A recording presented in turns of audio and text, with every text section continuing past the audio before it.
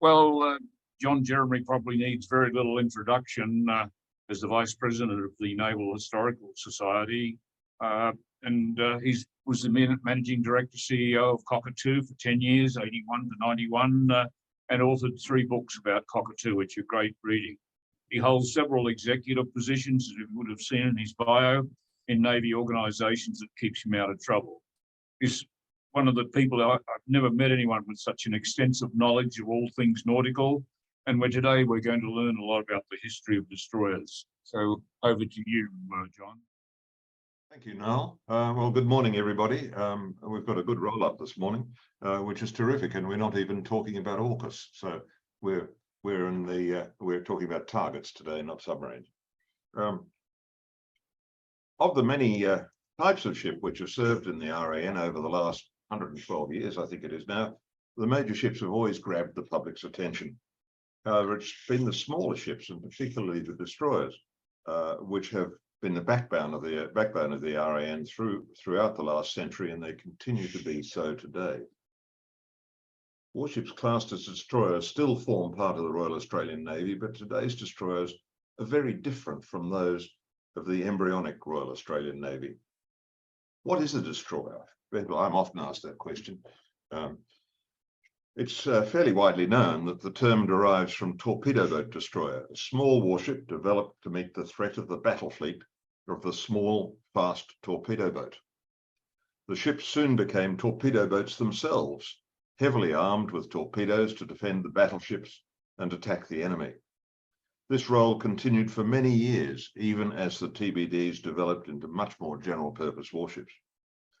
The torpedo boat submerged and became the submarine, and during the First World War, countering them became a major task of the TBD.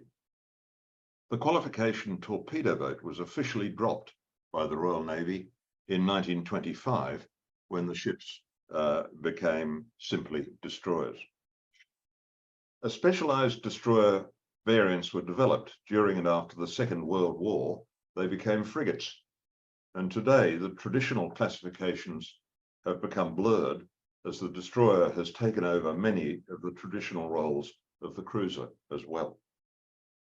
The nucleus of the Royal Australian Navy formed in March 1901, included ships ranging from the 33,340-ton armoured turret ship Cerberus, built in 1870, to the 12-ton torpedo launch Midge, built in 1887. Proposals for a more effective force, including destroyers, torpedo boats, and submarines, were soon developed, but it was not until the Imperial Conference in 1909 that plans evolved for a proper and balanced naval force based around the concept of a fleet unit, comprising at least 1 battle cruiser, 3 cruisers, 6 destroyers, and 3 submarines. As early as July 1907, the government had sought proposals from British shipbuilders for 3 destroyers of about 700 tons based upon the British River-class design. It was a condition of the proposed contract that one of the ships should be prefabricated for assembly in Australia to give Australian shipbuilders experience in building modern warships. Tenders were received from 8 shipbuilders, and a prominent naval architect, Professor J.H. Biles, was appointed as a consultant to assist with the evaluation of tenders and to oversee construction. In March 1909, the Minister for Defence approved the acceptance of a tender from a consortium of Denny Brothers and Fairfield Shipbuilding Company. 2 ships were to be built and completed in Britain, and a further ship to be built in Britain and dismantled and shipped to Australia for reassembly. The contract was signed in April of 1909. Although similar to contemporary British destroyers, the ships were uniquely Australian.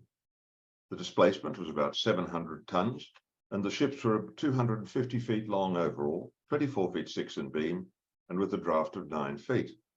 They were built of galvanized steel, and they were armed with 1 4-inch gun, 3 12-pounders, and 3 18-inch torpedo tubes. They were oil-fueled and propelled by Parsons steam turbines with direct drive, delivering about 11,000 shaft horsepower for a speed of 26 knots. The complement was 66. There wasn't a great deal of room for all of them in that little ship. They must have been very crowded. Keels for all three destroyers were laid by June 1909, and the first, Parramatta, was launched at Govan on the 9th of February 1910. The second ship, Yarra, was launched at Dumbarton on the 9th of April 1910. Professor Biles was impressed by the progress of the project. He felt that the Australian ships were superior to contemporary Royal Navy destroyers and had been built rapidly by settling details on the spot during construction. He suggested perhaps one of the most valuable lessons which the Australian government are helping to give in imperial matters may be the one of prompt decision-making and rapid completion. I think we might have something to learn from that. In April 1909, the British government or the New South Wales government was invited to submit a proposal for the completion of the third ship, Warrego, at Cockatoo Island, and in July a similar invitation was given to the Victorian government. The Sydney yard clearly had the better capabilities, and the selection of Cockatoo Dockyard was finally confirmed in January 1910 by this, this simple letter informed the New South Wales accordingly. Meanwhile, 9 men had been sent to Scotland during 1909 for experience in destroyer construction. 6 of them were from Cockatoo. The construction of Warrego was complete by mid-1910, and she was dismantled and shipped to Australia. The keel was laid on one of the recently completed slipways south of the Fitzroy Dock at Cockatoo Island on the 1st of December 1910, and she was launched on the 4th of April 1911. Construction took some 6 months longer than planned, and she was completed on the 1st of June 1912. The experience had been valuable for the dockyard, but the project had not been without its difficulties. Later in 1913, Mr. Cutler, speaking at the annual dinner of the new Commonwealth Naval Dockyard, recalled the challenges of the 10 years he had been in charge. He said in the case of Warrego, it was almost as hard to reconstruct the hull as to build it in the first place. Warrego was with her British-built sisters when the young Royal Australian Navy's Fleet Unit steamed through Sydney Heads on the 4th of October 1913. An order for 3 more destroyers and a light cruiser was placed with the New South Wales government on the 18th of June 1912. The first 2 destroyers, Derwent and Torrens, were laid down in January 1913. After the outbreak of war, to expedite the completion of these ships, an order was placed with Denny's of Dumbarton for 2 ship sets of boilers, and arrangements were made for the boilers for the third ship, Swan, to be built by the Everleigh Railway Workshops in Sydney. Cockatoo assembled the steam turbines for all 3 ships, the first in a long line of steam turbines to be built on the island for ships of the Royal Australian Navy. The dockyard also built the ship's boats and many of the fittings required for the ships. Derwent was launched on the 19th of December 1914, and her name was changed to Huon on the 16th of October 1915, following Admiralty concerns about confusion with a Royal Navy destroyer of the same name. The first fully Australian-built destroyer, HMS Huon, was commissioned on the 14th of December 1915, and she was finally completed on the 2nd of February 1916. The second destroyer, Swan, was completed in July 1916, and the third ship, Swan, in August 1916. The 6 destroyers saw active service in local waters and the Mediterranean during World War I. They returned to Sydney in March 1919. Huon was paid off into reserve, but the others continued in service until 1922. Apart from a brief period of use for reserve training, their service was over, and in 1929 they were handed over to Cockatoo Dockyard for dismantling, and the hull of Huon was sunk by gunfire off Sydney on the 10th of April 1931. The development of destroyer design during the First World War was rapid, and by the early 1920s the RAN's first destroyers, while still quite new ships, were certainly out of date. Britain had an enormous number of destroyers at the end of the war, many of recent design, and in 1919 offered a flotilla leader and 5 destroyers to Australia as a gift, and the offer was accepted. The leader was HMS Anzac, one of 6 ships of the Marksman class built under the Emergency War Programme.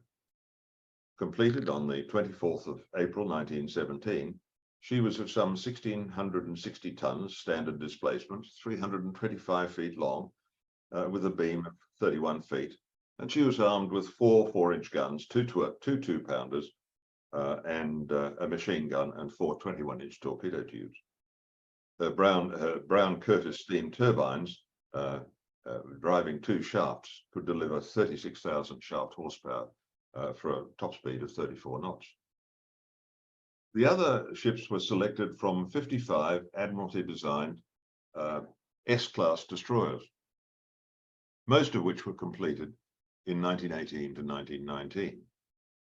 The handsome S-class displaced something over 1,000 tons and were 276 feet long with a beam of 26 feet 9 inches. Also propelled by Brown Curtis turbines, they could achieve 36 knots with 27,000 shaft horsepower, but their range was short, only 2,000 nautical miles at 15 knots. The armament included, included 3 4-inch guns and 4 21-inch torpedo tubes. Stalwart, Success, Swordsman, Tasmania, and Tattoo were new ships when they were taken over by the RAN and commissioned with Anzac in January 1920. The flotilla reached Australia in April 1920, but their service was unspectacular and quite short. By 1930, they had all been laid up, apart from Tattoo, which replaced Anzac as the only RAN destroyer in commission in 1931. They were hard times for the Royal Australian Navy. Anzac was the first of the flotilla to go, being sold for scrap in 1935, and her hull was sunk at sea on the 7th of May, 1936. The other ships followed in 1937, also sunk at sea off Sydney after having been stripped. A Yarrow 3-drum water tube boiler from one of the S-class destroyers, actually survives today, having been installed on Cockatoo Island in 1947 for steam testing new turbines for later generation of destroyers. And I have a sneaking suspicion that there are not very many 100-year-old Yarrow 3-drum water tube destroyer boilers still in existence. The finest destroyers built for the Royal Navy during the First World War were the numerous V&W class, of which some 72 were completed. They proved to be tough and reliable ships and formed the backbone of the Royal Navy's destroyer flotillas during the 1920s. So numerous were they that destroyer development was slow to pick up after the war, and 10 years later, only 2 new ships, prototypes, had been completed. As the Depression eased in the early 1930s, new ships for the RAN became possible. And following a request from the Australian Naval Board, in 1933, the Admiralty agreed to make available for the RAN some destroyers from amongst those which were soon planned for reserve as new Royal Navy ships joined the fleet. The 5 ships chosen were to become the famous Scrap Iron Flotilla. Transferred officially on loan, they were the flotilla leader Stuart and the V&Ws Vampire, Vendetta, Voyager, Waterhen. Commissioned into the RAN after a short refit, they arrived in Sydney just before Christmas in 1933. Stuart was one of 8 Scott-class destroyer leaders and was completed in December 1918. These leaders were large, fast and seaworthy, and set the pattern for the development of British destroyers until the Second World War. Stuart displaced some 1,530 tons and was 332.5 feet long, with a beam of 31 feet 9. Her armament included 5 4.7-inch guns, 1 3-inch gun, and 6 21-inch torpedo tubes. Her Brown Curtis geared turbines could develop 40,000 shaft horsepower for a maximum speed of 36.5 knots. and her range was a much more respectable 5,000 nautical miles at 15 knots. Stewart survived the war. After her famous service with the flotilla in the Mediterranean, she was converted into an escort destroyer in 1943 and in 1944 into a fast transport. She was paid off in 1946 and sold for scrap in 1947. The V&Ws were slightly different to each other, coming from different production orders. Generally, they displaced about 1,100 tons and with an overall length of 312 feet and a beam of 29.5 feet. Armament included 4 4-inch guns and 6 21-inch torpedo tubes, and they had Brown Curtis or Parsons turbines of 27,000 shaft horsepower for 34 knots and a range of 3,500 miles at 15 knots. Vampire, Voyager, and Waterhen were lost during the war. Vendetta survived and was paid off in Sydney on the 27th of November 1945. She was sold for scrap, and her hull was scuttled off Sydney in July 1948. By the time these ships of the future scrap iron flotilla had arrived in Sydney in 1933, the RAN had begun the slow process of rearming in the lead up to World War II. In 1938, the Navy sought government approval for the construction of 4 modern destroyers to supplement the older ships with greatly improved capability for surface and underwater warfare, but the government approved only 2. On the 22nd of December 1938, Cockatoo Dockyard was asked to submit a tender as early as practicable for 2 Tribal-class destroyers. The tender was accepted on the 6th of October 1939, and the first ship was laid down on number 1 slipway on the island on the 15th of November 1939. No time was wasted.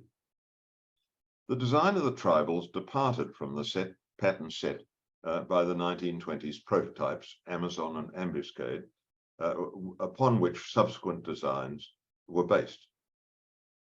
A new class of destroyer was planned, larger to provide a steadier gun platform, and with an armament which could counter the growing threat from aircraft. Torpedoes were considered less important, and although the ships were to be fitted with ASDIC, anti-submarine capability was not paramount, and high-speed minesweeping or mine laying was not required. The new ships were designed by Mr. A.P. Cole, RCNC, who had taken over the destroyer design section at the Admiralty in 1934. The Tribal-class ships were designed to be the last, were in fact the last transversely framed destroyers built for the Royal Navy. Cole took care to ensure that the final design was also good-looking, and he succeeded admirably. They mounted 8 4.7-inch guns in twin mountings with 4 2-pounder pom-poms in quadruple mountings, a number of half-inch machine guns, and 1 set of quadruple torpedo tubes, and up to 30 depth charges. The new 4.7-inch was the first twin and the first power mounting designed for Royal Navy destroyers. It was hydraulically powered and weighed 25.5 tons. The maximum rate of fire was 12 rounds per minute for each gun. The guns were expected to provide some anti-aircraft capability, but with a maximum elevation of only 40 degrees, they were only effective against targets at long range. The Tribal-class ships were also the first British destroyers to be fitted with an anti-aircraft director. Experience soon proved the need for better anti-aircraft armament, and the Australian ships mounted 1 4-inch twin mounting in place of X mounting from the outset. Other changes made to the Australian ships included additional stiffening of the hull. As designed, the Tribal class had an overall length of 377 feet and a beam of 36.5 feet. The standard displacement was 1,854 tons, and they were propelled by Parsons turbines supplied with steam by 3 Admiralty 3-drum boilers. The design maximum power was 44,000 shaft horsepower for a speed of 36 knots, and their range was 5,700 nautical miles at an economical 20 knots. Progress with the first of the Australian ships was rapid. She was named Arunta by Lady Gowrie, wife of the Governor-General Lord Gowrie, on the 30th of November 1940. Whilst the hull was complete, a little machinery and no shafts or propellers were fitted before launch. Only 12.86 tons of machinery was installed, and the total launch weight, including ways, was only 665 tons. The launching day was very wet, and the official party was delayed. When released, Arunta moved off slowly and stopped after travelling the precise distance of 232 feet, 7¼ inches. She was successfully floated off on the following day, after more grease had been placed under the floor poppers. She was completed on the 30th of April, 1942. The second ship, Warramunga, was laid down on number 2 slipway, just to the north of number 1, on the 10th of February, 1940. Her construction was delayed by rapidly changing work priorities as the war developed. But she was launched on the 7th of February, 1942, and completed on the 22nd of December that year. The machinery in Arunta and Warramunga was the most powerful yet built at Cockatoo Island, and the ships were the fastest ever built in the yard. Warramunga achieved a maximum speed of 36.65 knots at 46,380 shaft horsepower during her full power trial on the 4th of December 1942, although admittedly at a very low displacement. In May 1940, work began on a third ship. The keel for Kurnai was laid on number 1 slipway on the 30th of November 1940 by Lord Gowrie, shortly after the naming of Arunta. Progress was slow, as priorities in the yard rapidly changed, with number 1 slipway soon needed for the first of the A-class standard cargo ships. What little structure had been erected for the new destroyer was removed and set aside. The keel was laid again on number 2 slipway on the 18th of February 1942, shortly after the launching of Warramunga. Kurnai was renamed Bataan and launched by Mrs. Douglas MacArthur on the 15th of January 1944. Many wartime improvements were included in Bataan during construction, and she was the most up-to-date of the 3 ships when she was completed on the 26th of June 1945. Whilst the tribals were advanced in 1938, by 1945 they'd fallen well behind in habitability, anti-aircraft, and particularly anti-submarine armament. The extent of modernization possible in a tribal hull was limited. Nevertheless, a modernization of the anti-submarine capability of the ships was approved to help meet the need for capable ships for dealing with modern Soviet submarines. Arunta was modernized at Cockatoo between 1950 and 1952. She did not serve long. She began her final refit in Sydney in June 1956, shortly after I'd had the opportunity to spend a day at sea in her, as it happens, and was paid off later that year. Warramunga was modernized at Garden Island in Sydney between September 1952 and October 1954. She was finally paid off in November 1959. Bataan served with distinction in Korea, but was paid off on the 17th of June 1954. Her planned modernization was subsequently cancelled, and she was sold for scrap in 1958. By the standards of the late 1930s, the tribal class destroyers were large and expensive, too expensive to be repeated in large numbers. A modified and slightly smaller design was developed for subsequent classes of Royal Navy destroyers. The new design also introduced longitudinal framing for hull construction, along with welding where possible. Both measures helped to reduce weight and increase strength. The armament was reduced to 2 rather than 3, rather than 3 boilers were fitted. Of these later ships, 5 destroyers of the N class were to serve in the RAN. Napier, Nepal, Nestor, Nizam, and Norman remained the property of Britain, but they were commissioned as RAN ships between November 1940 and May 1942.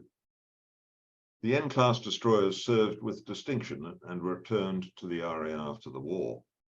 Nestor was lost in 1942 and is the only major RAN ship never to have visited Australia.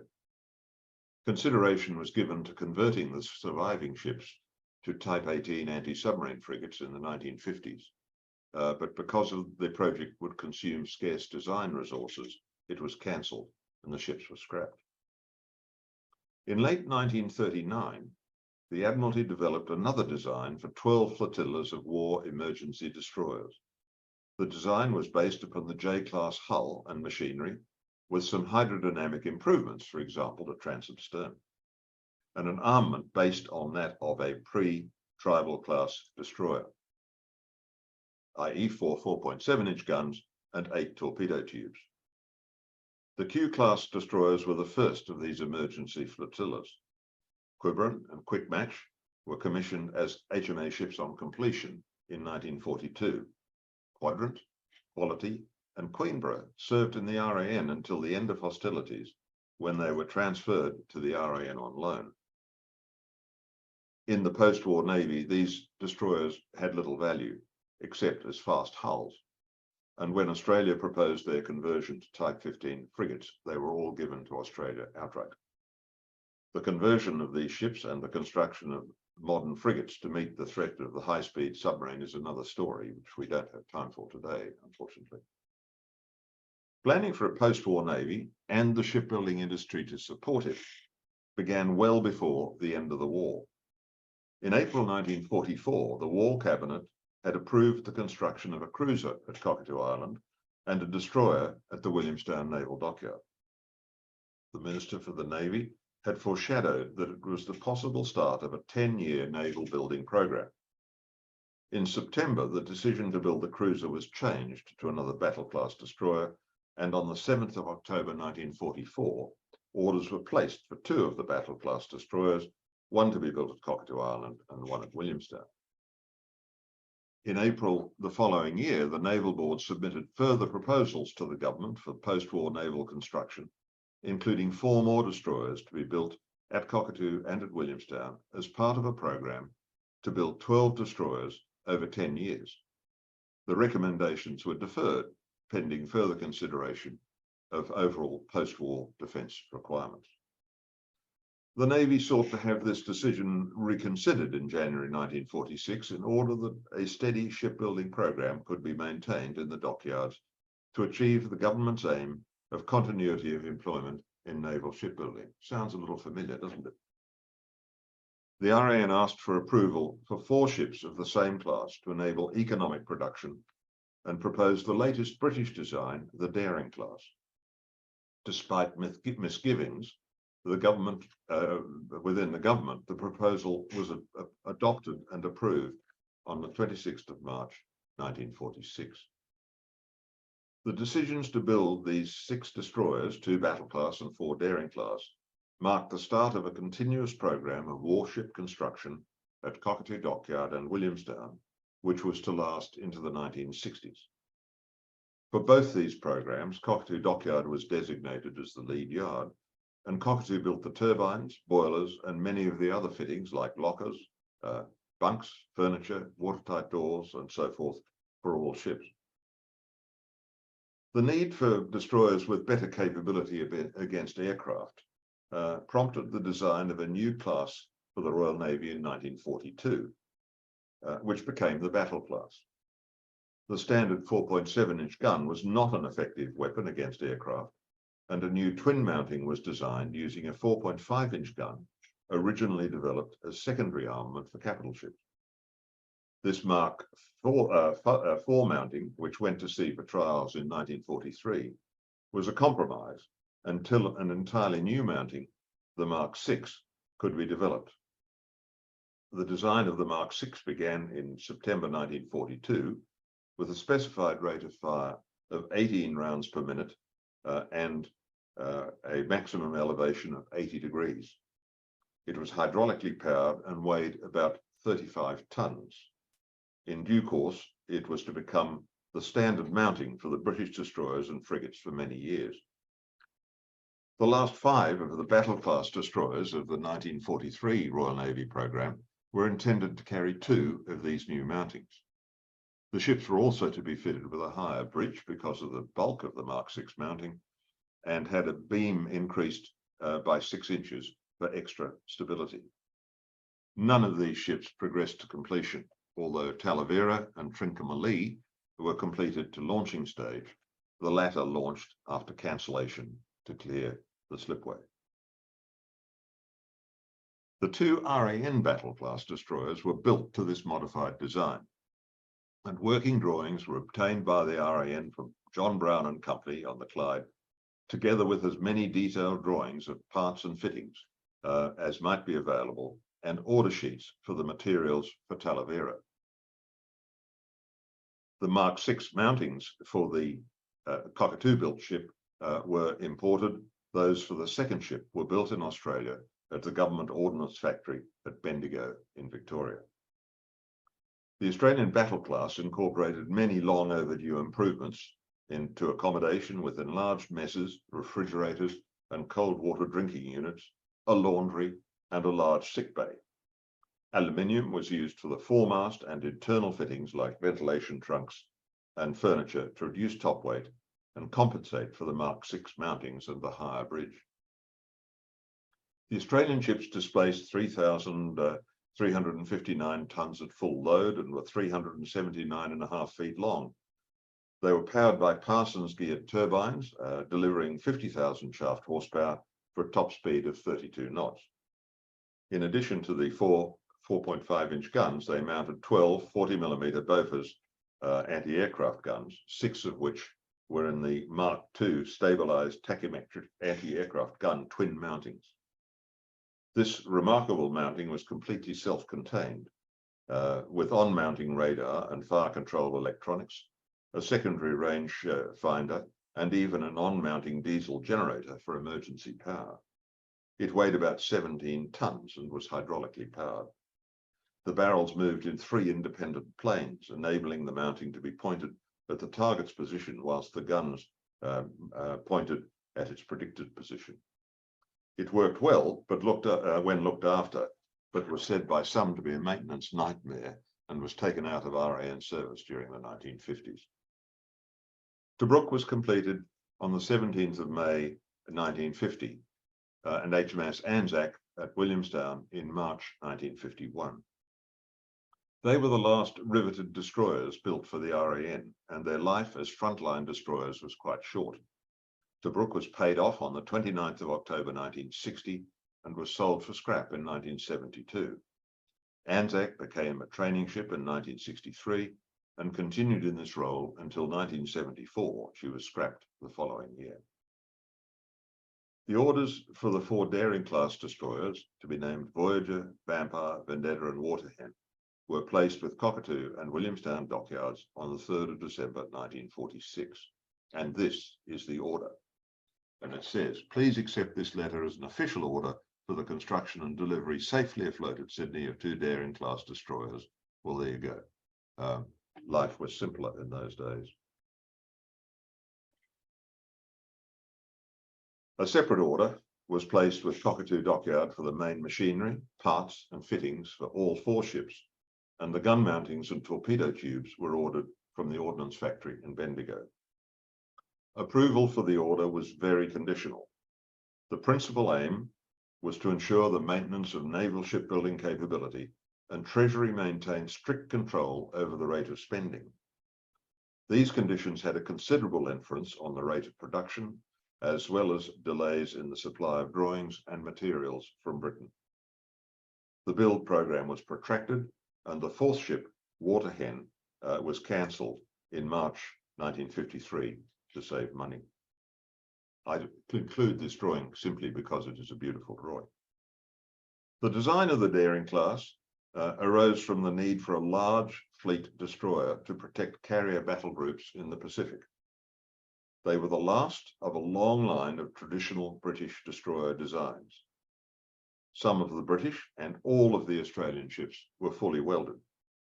AC power was introduced, and to meet displacement restrictions placed on the final design, extensive use was made of aluminium throughout the ships, and electric cables were braided instead of lead sheathed.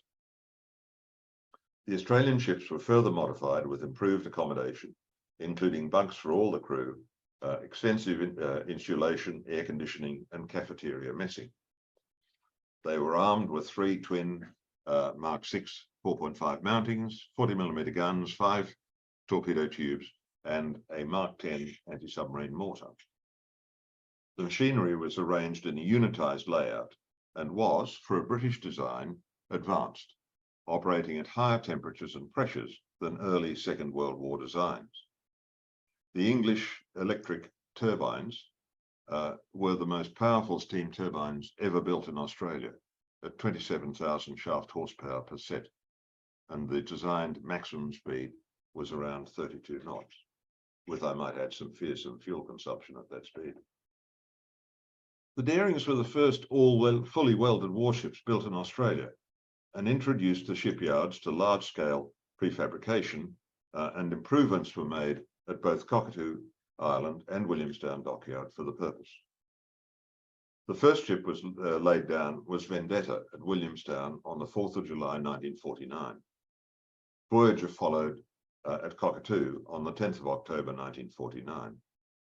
Construction was slow. Voyager was launched on the 1st of March 1952, but Vendetta did not enter the water until the 3rd of May 1954. Voyager was completed in February 1957, Vendetta in November 1958, and the last ship, Vampire, in June 1959. The Darings entered service at the time of great change. The missile age was beginning, and the design of modern destroyers was changing. Nevertheless, whilst Voyager was lost after a short life in 1964, they served the RAN well. The remaining 2 ships were modernized in the early 1970s at Williamstown, but they remained gunships. In many ways, the modernized Daring-class destroyers became the ships they should have been when they were first commissioned. In 1959, the government decided to disband the Fleet Air Arm by 1963, a decision which would leave the fleet without air defence, apart from the obsolescent close-in weapons mounted on the Australian destroyers. Surface-to-air guided weapons were under development, and the ships to carry them were being built in Britain and the United States. The RAN began investigating options for new ships in 1960 from either source. The contenders were the British County class or the US Charles F. Adams or Brooke classes. The County class destroyer was a large and handsome ship designed around the Sea Slug missile, which had been under development since 1945. The missile stowage and handling spaces occupied a very large proportion of the ship, but they had the advantage of familiar technology, flagship capability, and the ability to carry a helicopter. They were, however, propelled by a combined steam and gas turbine power plant, which the RAN did not want. Of the American contenders, the Charles F. Adams design was the most developed and capable of those on offer. The design and production of these ships had a high priority in the United States, and they'd actually been ordered before the Tartar missile, their main anti-aircraft weapon, had even been test-fired.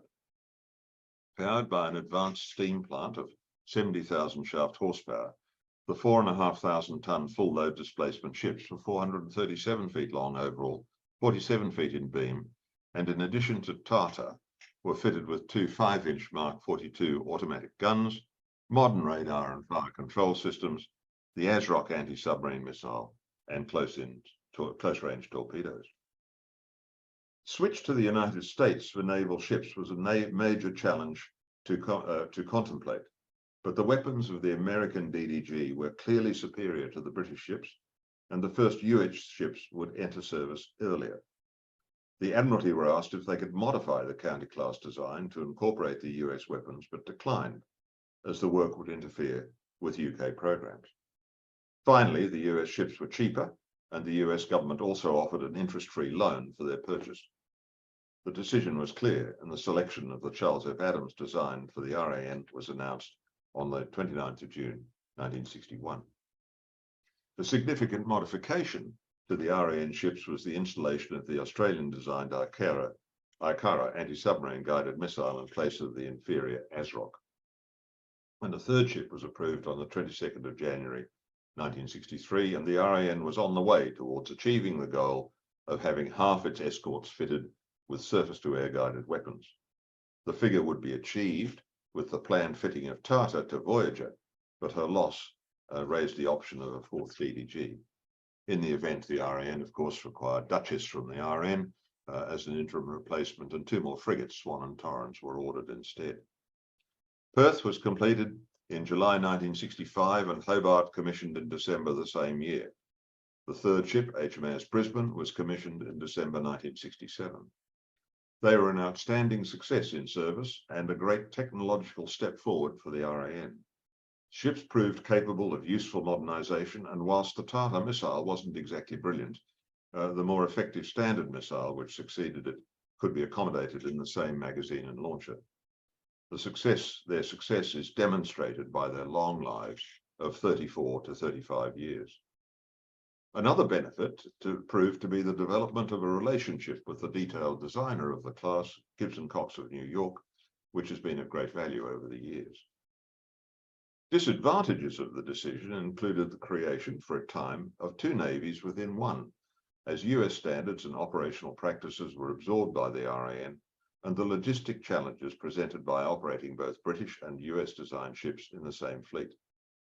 Moreover, the decision to buy the ships from the United States created a hiatus in the construction of modern warships in Australia, a break in continuity which took many years to recover from. Meanwhile, the RAN's experience during the period of Malaysian-Indonesian confrontation in 63-65 suggested that there was a need for a number of fast, simply armed ships, smaller than the conventional destroyer, which could back up patrol craft for anti-infiltration and patrol work. With the traditional links to the Royal Navy, discussions were held with the RN to see if it might be possible to jointly develop such a ship for both navies. Unfortunately, there were too few common requirements to make it that practicable, and the RN developed the design independently. As work continued throughout 1967 and 68, it became clear that the new ship, known as a light destroyer, or DDL, would be needed to replace rather than supplement the Navy's existing destroyers as they reached the end of their lives. And the concept was changed from up to 20 ships of about 1,500 tons to 6 ships of around 2,100 tons. Based on a common hull and machinery, the DDLs were intended to have several versions with a slightly different armament for different roles.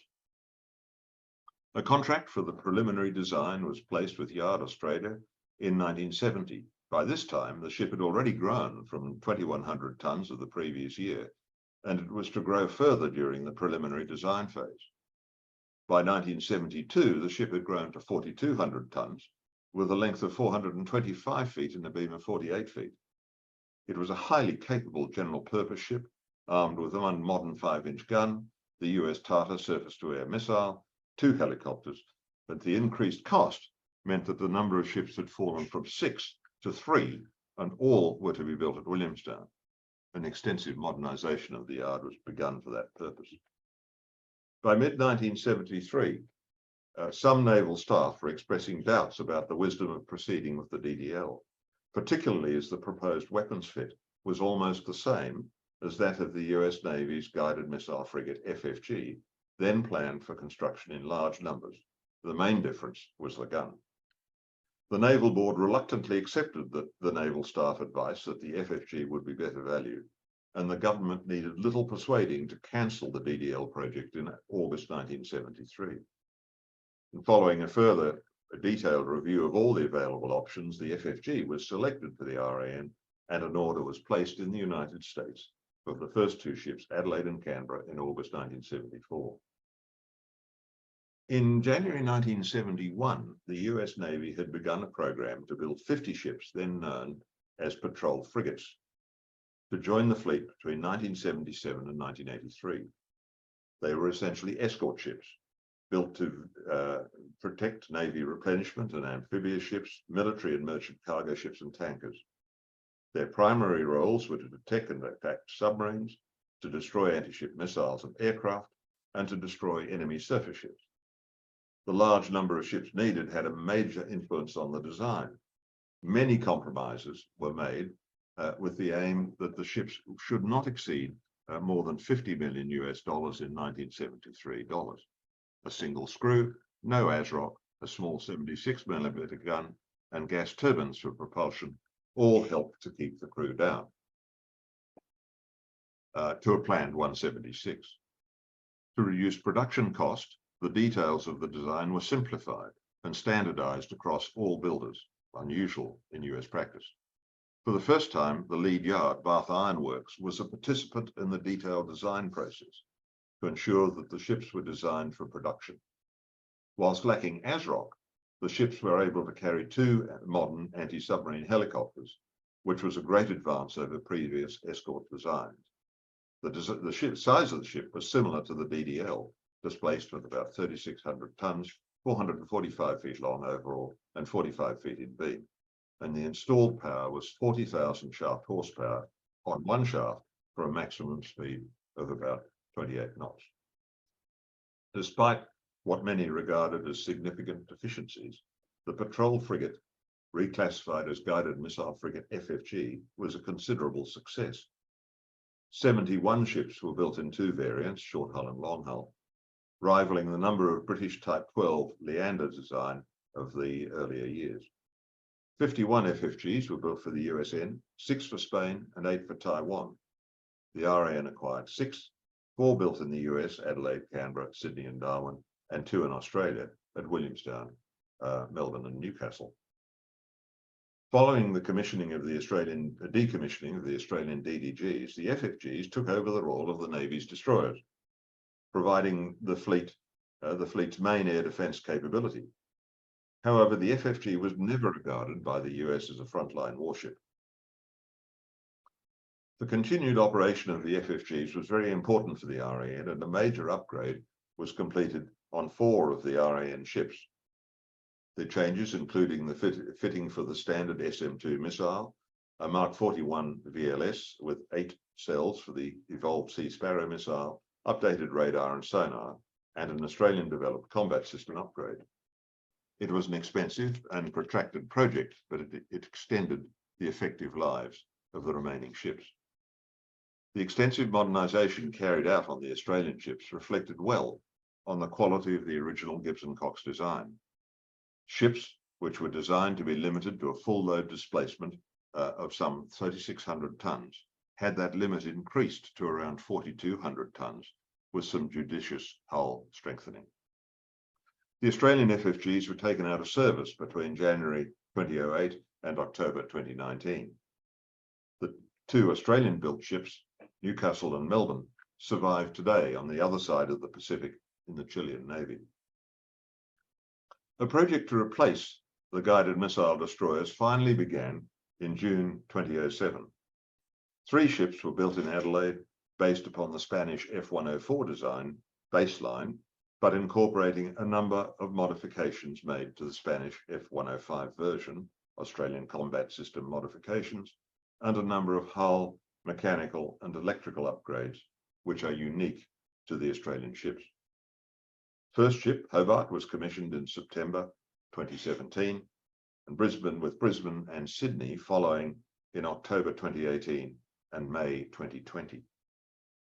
The capability of these ships is vastly superior to anything the RAN has had so far.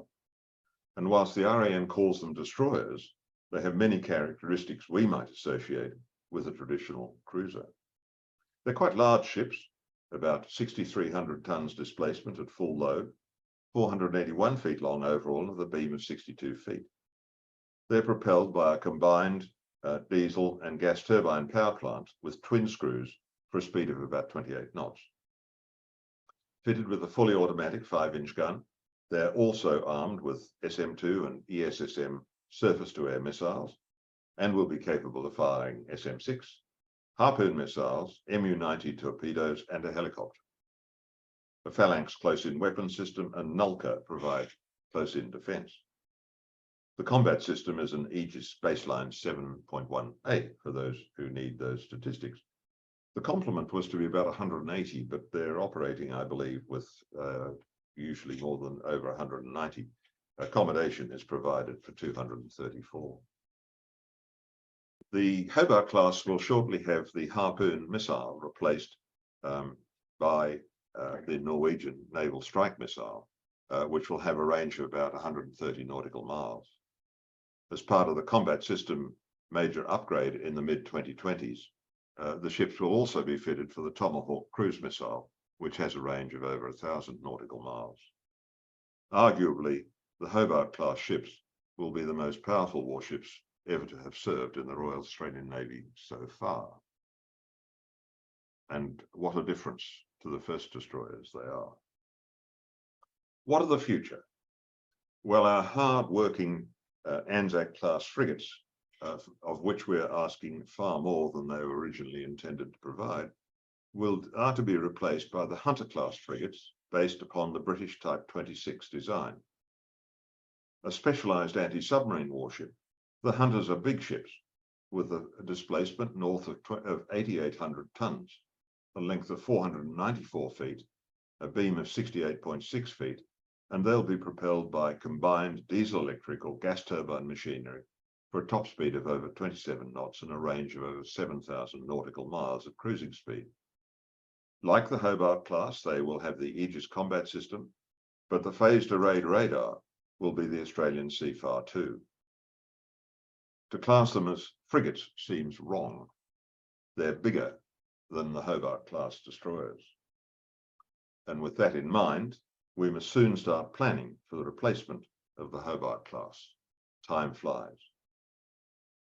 Reflecting just for a moment on where we came from 112 years ago, the Australian destroyer has changed a great deal. What will the ships of 21-23 look like?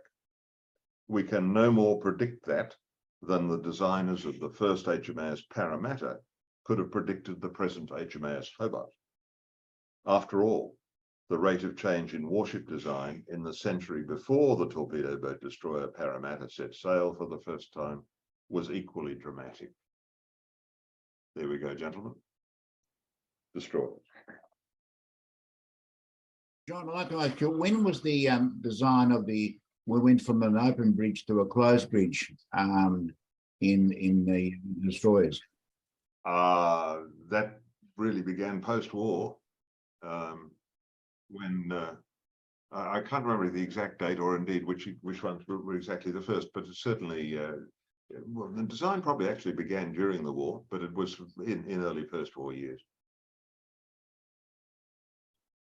I think the last ship in the RAN with an open bridge was Duchess, John, which probably paid off. Yes, she would have been. The Darings, yeah. The Darings were built with open bridges. And I think the logic of maintaining an open bridge for so long was so that the those on the bridge could keep an eye on the aircraft which were descending upon them from a great height. But from a point of view of habitability and operational efficiency in the age of radar and things of that nature, is pretty awful. John, this is Neil Westphalen. I hope people can hear me. I've always wondered with the 1930s that Anzac in the S-class, as you know, were disposed of in the 35, 37, that Anzac at least would still have had a useful role to play during the war. And as well as the S-class, even if they were just used for escort duties around the coast. Can you perhaps talk about why the decision was made to dispose of them? I know there's a bit of hindsight talking, but it's something that's I've always wondered about. Yeah, I've not dug into the reasoning behind that decision. There are. It certainly, looking in hindsight, you could say those ships could, almost regardless of condition, could have been useful, at least in the early years of the war. So I can't comment on the thinking which might have occurred at the time, unless it was just part of the general, we haven't got enough money to do anything with these ships, and let's build some new ones which are of greater value. Okay, thank you. Well, John, just a question on sort of power to weight or power to size. Most of the ships, I think the maximum speed you talked about in any one of the classes of destroyers was about 36.65. And obviously the Hobart class are much less at 28 knots, I think you mentioned. There's obviously a point where extra speed isn't possible without huge changes to machinery spaces or propulsion plants. But do you have anything to say about that? Yeah, when you look at the very high speed of the early destroyers, 36 knots, and then have a look at how much time in their working lives they actually spent around that speed, it's quite small. If you get into the age of the modern ship, do you really need that high speed? Because after all, your anti-submarine weapons include missiles and helicopters. You're perhaps not keeping up with a battle fleet anymore. It's rather unnecessary, but certainly I can tell you that the cost of going fast is very, very high. And I'm going to quote some figures because I think they're interesting, and that's of the daring class destroyers and the fuel consumption at high speed. I'm sorry, I'm looking in a book, and because I know I've got the figures in here. Yes, here we go. The fuel consumption. Fuel consumption, and this is the penalty of high speed.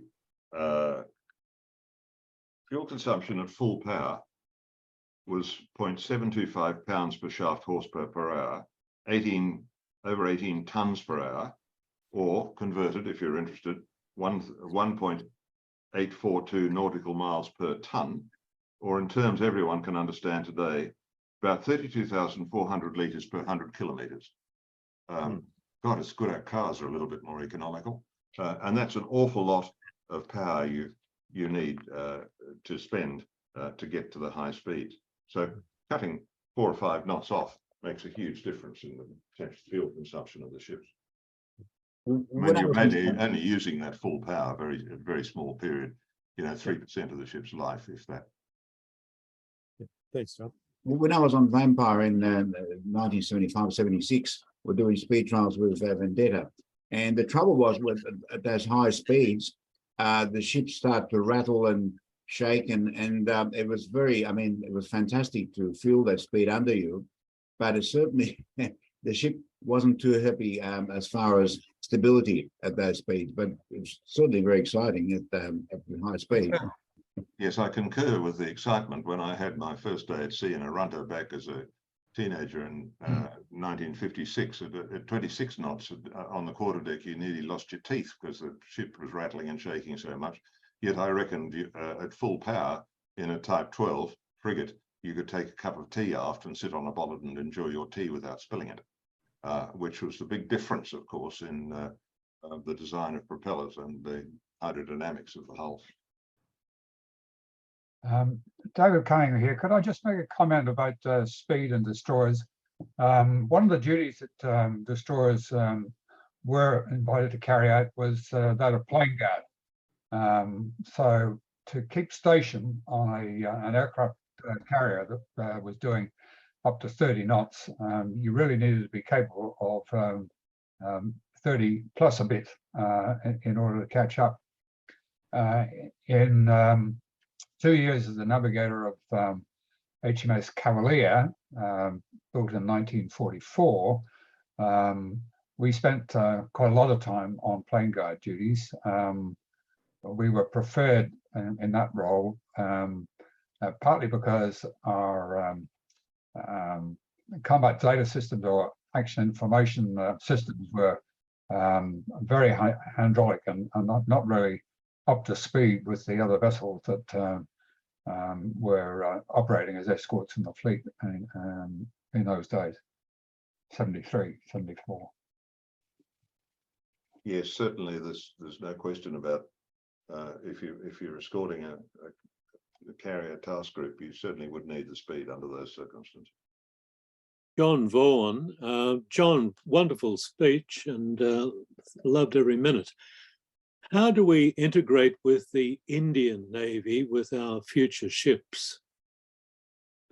Oh, well, that's a good question, particularly as most Indian Navy ships are based upon Russians. Good question. It's interesting, this matter of integration with NATO and NATO standards and things like that that we've adopted over the years. One tends to forget a little bit that everything used to be different. We're used now to the fact that an American replenishment ship can replenish an Australian destroyer, or vice, the other way around perhaps.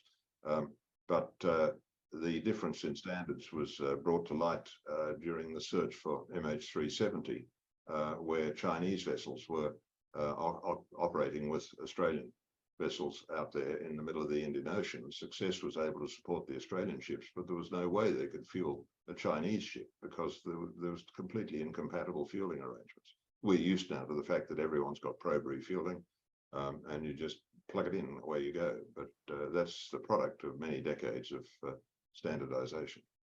You don't go far without fuel.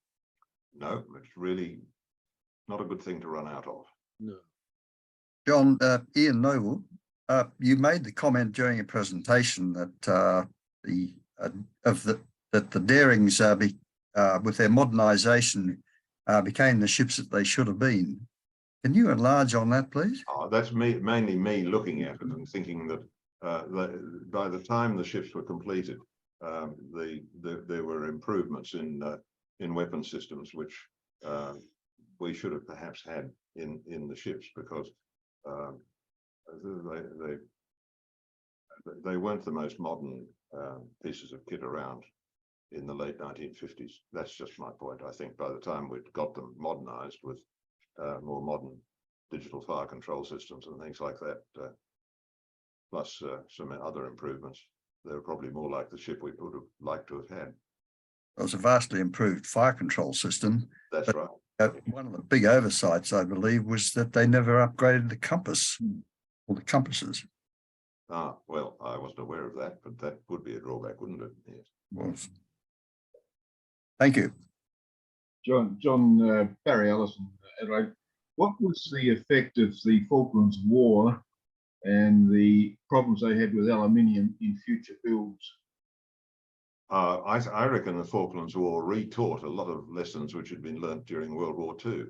There are a number of things which I found quite extraordinary. One of the features, for example, of the Type 42 destroyer, which incidentally was all steel, was that the main transverse bulkheads were watertight up to 6 feet above number 2 deck. Above that, they were not required to be watertight or gas tight. Now, when you have a missile landing in your hull and exploding with still most of its rocket fuel to burn, there was a free passage for air, for smoke on number 2 deck as a consequence. Now, that should have been a lesson from World War II that was relearned. One of the big problems with aluminium, people say, oh, but aluminium catches fire. I can assure you, if the aluminium's burning, you've got so many problems. That's the least of your problems, because it burns at a high temperature, but it melts, it gets soft, and the structure will tend to collapse. Another problem with aluminium is that if you fire bullets at it, which penetrate and go through, not only will the bullet go through, but you get a lot of shattering of the aluminium on the inside, which can fly all over the place. So you've got to protect spaces like operation rooms and electronic spaces, and indeed where there are people, against that kind of failure. I look back now with being reminded in the Falklands of the hazards of aluminium at Swan and Torrens, 2 Type 12s, which we redesigned while we were building them, having already ordered all the steel and everything as repeats of Swan and Torrens, and it's a Stewart and Derwent, and therefore not able to increase the beam. And aluminium appeared everywhere in minor bulkheads, in superstructure, and in internal ladders. Now, how about that? Interesting. As a risk? Thank you. John Vaughan again. Yeah. There is a tribal class ship still afloat, the HMCS Hadia. She's now the flagship for the Royal Canadian Navy. Yes, there are. When people sort of say and look at Vampire and the National Maritime Museum, in fact, I've emphasised this quite a few times as to, you know, or perhaps shouldn't we get rid of Vampire and have something more modern, and fail to realise that Vampire every year is getting more and more valuable. There are 4 surviving destroyers dating from the time of greatest British destroyer development. There's Haida, as you mentioned, in Canada, the tribal class. There's a Polish one with a name I won't even attempt to pronounce. There's Cavalier and there's Vampire.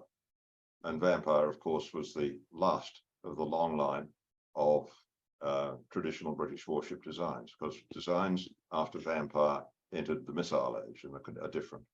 So I personally regard Vampire as a very valuable museum asset for those reasons. Yeah, beautiful looking ship indeed. Well, they're real warships, they're guns. HMS Caroline in Northern Ireland. Yes. What class was she? She was a cruiser. Cruiser. Yeah. Right. But again, all these definitions blur. I mean, we call the DDGs, we call them destroyers. The Spanish who call them frigates. We call the Hunter class, we call them frigates, yet they're bigger than the Hunter class. You know, it's all very, very blurred, and the roles are very similar. I mean, you look at the Anzac frigates; they were intended to be simply a replacement for the Type 12s, and you look at them now, we're using them as destroyers in just about everything, depending on how we define a destroyer, I suppose. Yeah, John, just further to the stuff regarding Haida, I had the pleasure of actually visiting the ship October last year, and aside from having the pleasure of comparing her with my understanding of the Australian tribals, I note that her open bridge had multiple deck levels up the yin yang, and that brings me to look at what Tom Frame said about Voyager in terms of the bridge, her bridge not being somewhat flawed from an ergonomic perspective. Are you able to comment on that? No, not in detail, but you're quite right about the ergonomics of bridges, and I think there are lots of lessons coming out of bridge layout and design all the time, whether it be in merchant ship design or in warship design. And of course, in merchant ships, there's a considerable emphasis now on creating ships' bridges, which in the middle of the bridge on the centerline looks suspiciously like an aircraft cockpit, where you have the captain sitting in the center and you've got your helmsman and officer of the watch, or whatever they call him, sitting beside him. The other things which I think are worthy of reading about and learning about, for example, the collision of USS John S. McCain with a ship near Singapore a couple of years ago. That's the reasons for that are very interesting and revolve around the way the ship is manned, the bridge was manned and operated, and the fact that the engine throttles were controlled by touch screens. And in this particular case, the ship, I think, had been proceeding at something like 17 or 18 knots. The bridge watchkeepers were a mixture of McCain normal regulars and others borrowed from a cruiser, because for some reason they were short of people. And some of the allocation of who is going to control the throttles and who's going to steer the ship had been changed, because the officer of the deck had decided that it needed to be spread about a bit. And when the ship's speed was ordered to be reduced to 10 knots, the sailor who reduced the speed on the touchscreen had thought that the engine controls were ganged. In other words, you just had to move one. and they weren't. So he reduced the port engine to 10 knots, but left the starboard one at 17 or 18 or whatever it was. Of course, the ship did a marvelous turn to port right across the bows of a merchant ship. Visible mechanical throttles that you can see. So there's a lot of also you can do, if you have even you have a look at our DDGs and have a look at the view aft, if you can find it. Not I have visions of, given the size of some of these ships now, of installing either motorized chairs on rails, so people don't have to actually walk out to the bridge wings to actually look out the sides, out the back. Well, in very big ships, I think they get a bit of exercise doing that. I remember, now this is a reminiscence warning, Empress of Australia, when we built her in 1960, early 1960s, which interestingly was the largest roll-on passenger vehicle ship of that type in the world at the time. And of course, she's only a third the size of the Spirits of Tasmania, but the bridge was 70 feet wide. And we had on trials a captain who was a retired pilot, and he was a fairly short man, and he had quite a walk to get from one bridge wing to the other. And we were leaving the berth. She had a bow thruster, and we were leaving the berth at Cockatoo Island, and there were controls on the bridge wings, you see. And anyway, this captain, I won't mention his name, was shuffling from side to side on this bridge and looking over the side as the ship swung away from the wharf dutifully. And he turned around and said to everyone gathered on the bridge, "Does anyone here know how to stop this thing?" It was a very interesting, but a huge bridge, so you have quite a trek to go to the other side. I'm not sure that I like the idea of chairs on rails. John, thank you very much on behalf of everyone. Yeah, wonderful presentation, lots of detail, and I think the number of questions and number of attendees says it all. So thank you. It's my pleasure.